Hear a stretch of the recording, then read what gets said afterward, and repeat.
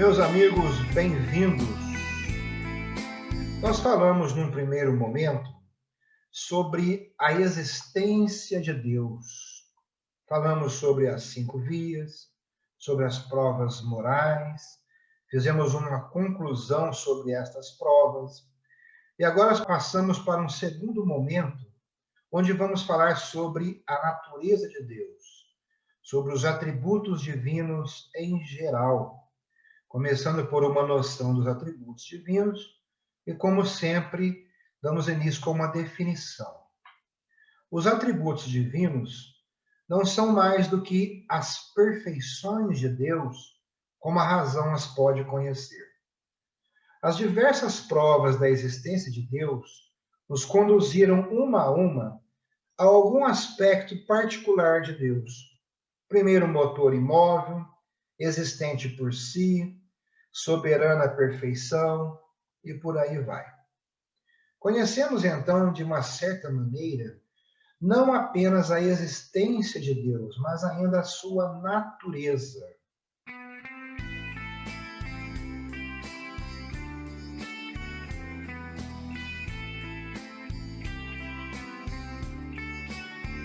E como conhecemos a natureza divina?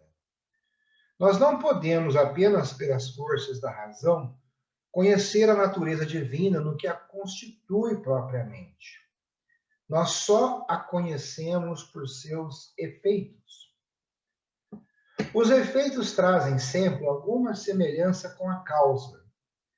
É por isso que nosso conhecimento da natureza divina é real, mas é imperfeito, porque não se conhece perfeitamente uma coisa, a não ser que a conheçamos em si mesma.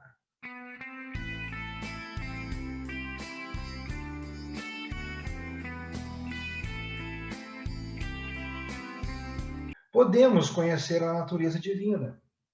Vários filósofos sustentaram que a natureza divina permaneceria absolutamente desconhecida para nós, porque a nossa razão está limitada ao finito e ao relativo, e o infinito e o absoluto escapam-lhe totalmente. Responde-se a esta objeção pelas seguintes observações.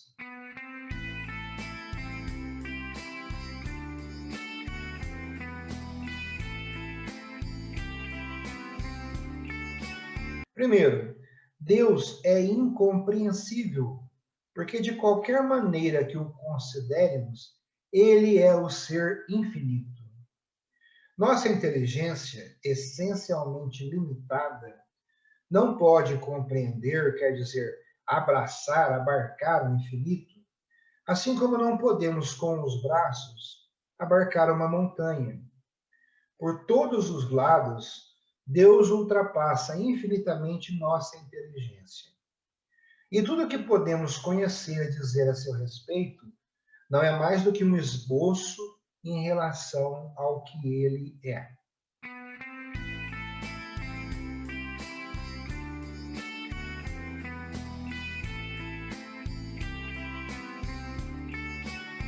Segundo, Deus não é incognoscível, porque o conhecimento que temos dele não é perfeito, mas é um conhecimento verdadeiro. A ciência não conhece o mundo de uma maneira perfeita e adequada. Ela tem, no entanto, a pretensão legítima de descobrir para nós, em parte, a natureza e as suas leis. Da mesma forma, se não podemos, com os braços, abarcar uma montanha, podemos, ao menos pela vista, ter dela um conhecimento parcial.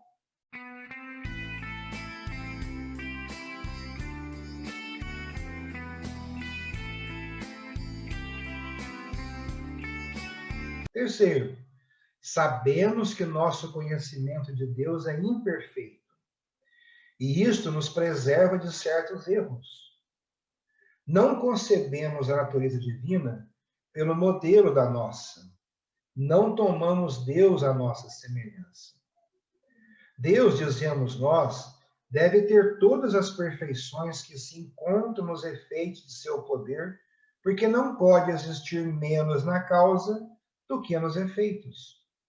Mas dessas perfeições das criaturas são perfeições relativas, misturadas com imperfeições.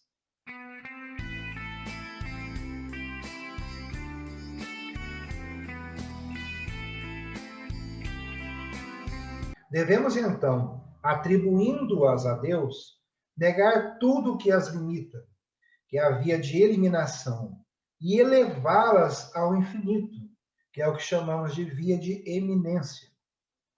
Então, nós atribuímos a Deus as perfeições das criaturas apenas por analogia, afirmando que as semelhanças deixam subsistir as diferenças infinitas e que, por exemplo, a inteligência, a liberdade, a bondade não são em Deus apenas superiores ao que são no homem, mas ainda de uma outra ordem.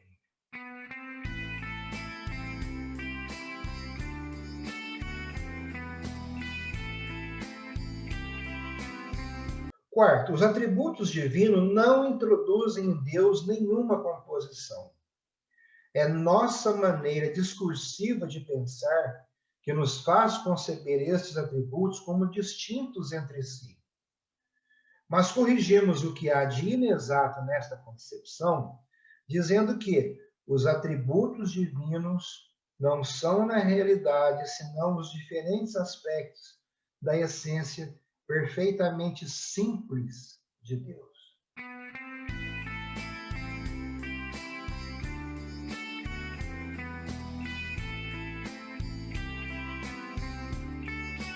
Então, resumindo, um atributo divino é uma qualidade ou característica atribuída a Deus. Dada a condição especial de Deus em que seus atributos coincidem com o seu ser, os atributos são normalmente chamados de perfeições divinas.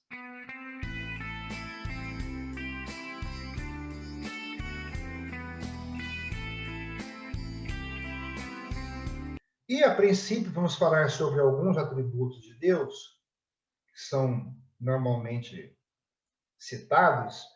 É o conhecimento, bondade, amor, santidade, justiça, verdade, soberania, vontade.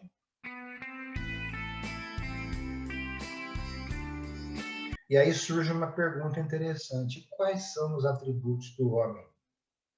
A princípio, a palavra, a inteligência.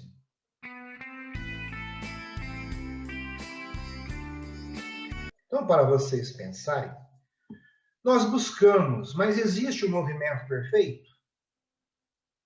Não, porque a perfeição está no ato e não na mudança. Agora sim podemos falar de quimê, de quimeiro, como a perfeição na decisão, execução do movimento, ou seja, no ato. O 10º Dan sempre era atribuído póstumamente, porque a perfeição não poderia ser alcançada em vida. Não pela vida em si, mas pela potência, pelo movimento ser ainda demonstração de que se está no caminho. Não se chegou ainda. Hoje ainda comentamos sobre um kata perfeito. Existe um kata perfeito? Claro que não, do contrário não seria karatê, seria karatê. O kanji kara, sorá, é lido como sorá também, quer dizer céu. Qualquer pessoa que não pratique karatê e que veja este kanji e tenha conhecimento de língua japonesa, normalmente ele vai falar isso aqui é sorá, que quer dizer céu, divino, infinito. E te são as mãos que realizam o trabalho, a construção. Então, uma definição interessante aí seria aquelas mãos que constroem, mãos do céu, mãos divinas. Eu sempre disse a vocês que treinamos para ultrapassar a técnica e desenvolver os atributos. Este é o caminho da verdade, porque é a adequação com a unidade. E a unidade é Deus. Então, está implicitamente explicado por que buscamos a simplicidade na unidade do treinamento. Vida longa e próspera, paciência e perseverança. Ouço. Boa noite. Boa noite, pessoal. Yasumi Nasai, Mata, Shita.